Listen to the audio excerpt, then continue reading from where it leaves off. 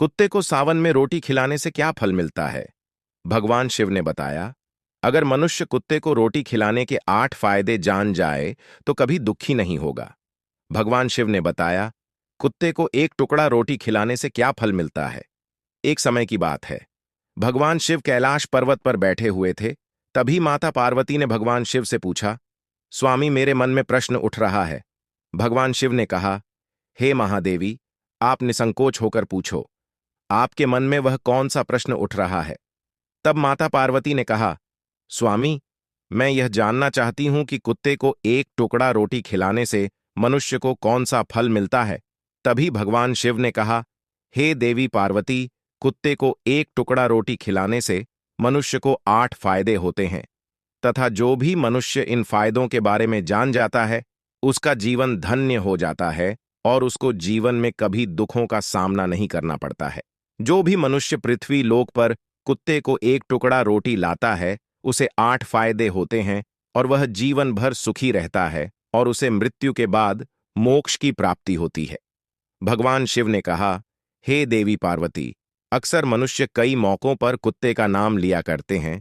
किसी को गाली देते समय भी मनुष्य की जुबान पर कुत्ते का नाम आता है।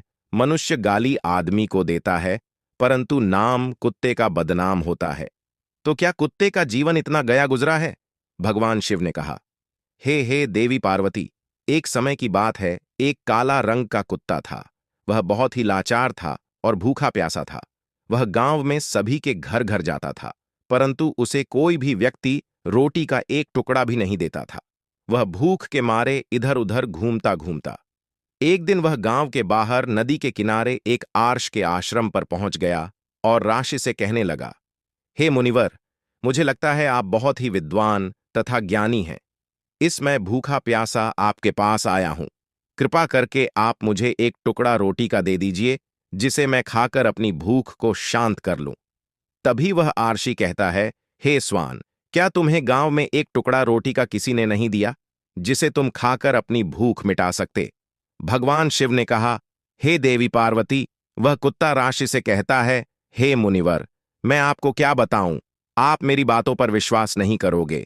तभी वह आर्षी कहता है, हे स्वान, तुम बताओ, तुम्हारी बातों पर मैं विश्वास अवश्य करूंगा।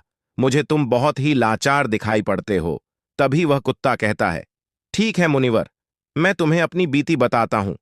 भगवान शिव ने कहा, हे देवी पार्वती, वह कुत्ता आर्षी से कहता है, हे मुनिवर, हे दुनिया के लोगों, हम पर रहम करो। हमारा कोई घर नहीं होता है, कोई आसरा नहीं होता है, कमा कर खाना हमें नहीं आता है, हमें वस्त्र भी पहनने का ज्ञान नहीं है, इसलिए सर्दी गर्मी और बरसात में हम ऐसे घूमते रहते हैं, हमें पढ़ना लिखना भी नहीं आता। भगवान शिव ने कहा, हे देवी पार्वती, वह कुत्ता कहता है, हे मुनिवर, आपकी तरह हमें अनुशासन नहीं आता, हमें आपकी तरह बोलना नहीं आता। यह हमारा दुर्भाग्य ही समझिए, परंतु हमें आपकी तरह भूख भी लगती है। चोट लगने पर हमें आपकी तरह पीड़ा भी होती है, हमें आपकी तरह रोना भी आता है। बस इन्हीं 3 कामों में हम आपकी बराबरी करते हैं, इसलिए हम पर दया दिखाइए, हमें और कष्ट मत दीजिए।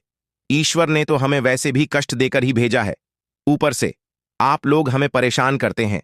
हम आपकी तरह मनुष्य नहीं हैं, हम पराधीन जीव हैं। जब हमारा जन्म हुआ उस समय हमारे आंख कान बंद थे। कह नहीं सकते कि उस समय आपके जन्म पर जैसे नाच गाना होता है, बाजे बजते हैं, खुशी मनाई जाती है, हमारे जन्म पर भी यह सब हुआ होगा।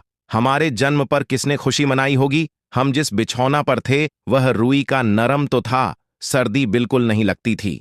मैं मन में सोच रहा था कि किसी बड़े घर में पैदा हुआ हूं, लेकिन जब हमारी आंख खुली तो मैंने देखा कि हमारी मां, जिसे आप लोग कुतिया बोलते हो, वह अपने 5 बच्चों को छाती से चिपकाकर एक राख के ढेर पर पड़ी थी।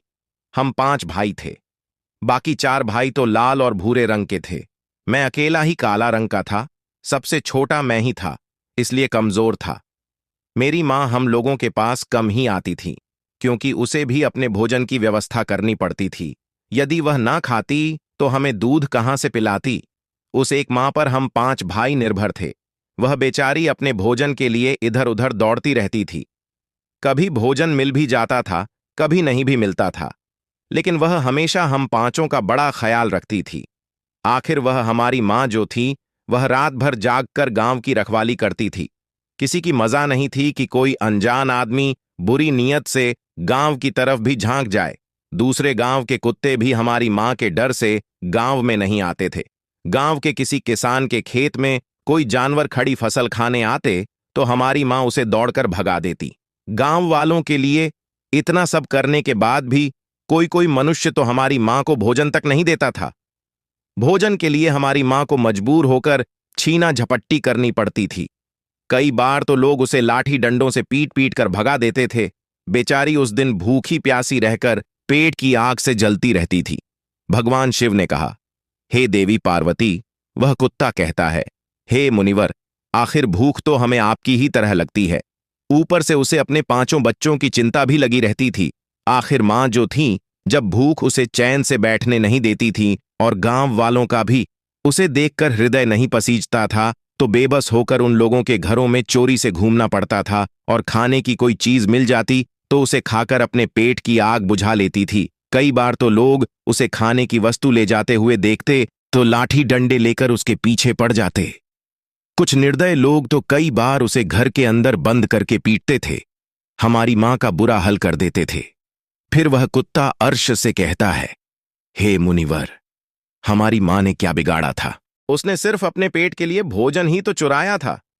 चोरी करने का हमें कोई शौक नहीं है, पर पापी पेट हमें यह सब करने के लिए मजबूर कर देता है। एक दिन की बात है, बड़ी जोरदार बरसात हुई, ओले पड़े थे, ठंडी हवा चल रही थी। उस ठंड में ठिठुरकर हमारे 3 भाई मर गए। उस दिन हमारी मां बहुत रोई थी, लेकिन मनुष्य हमारी पीड़ा को नहीं समझे, क्योंकि उसके बच्चे थोड़े ही मरे थे। फिर वह कुत्ता कहता है, हे मुनिवर, अब हम सिर्फ 2 भाई रह गए थे। हमारी मां हम दोनों की अच्छे से देखभाल करने लगी थी। फिर एक दिन उसी गांव में ठाकुर साहब के घर पर दावत चल रही थी और अनेक प्रकार की मिठाइयां बन रही थीं। ठाकुर साहब के घर काफी मेहमान आए हुए थे। हमारी मां कुछ खाने की तलाश में बार बार उधर जाती, लेकिन लोग उसे दुत्कार कर भगा देते थे। किसी को उस पर इतना भी तरस नहीं आया कि एक पूड़ी उस बेचारी को खाने को फेंक देते। एक पूड़ी से उनका क्या बिगड़ जाता? मेरी मां ललचा ललचा कर जाती और वहीं खड़ी खड़ी दे देखती रहती थी। ठाकुर साहब के आंगन में दावत खाने का सिलसिला चालू हुआ। भोजन परोसा जाने लगा। मित्रों, आगे की कहानी भाग 2 में सुनाएंगे। मित्रों, अगर आप भी भगवान शिव के सच्चे भक्त हैं तो चैनल को सब्सक्राइब जरूर करें।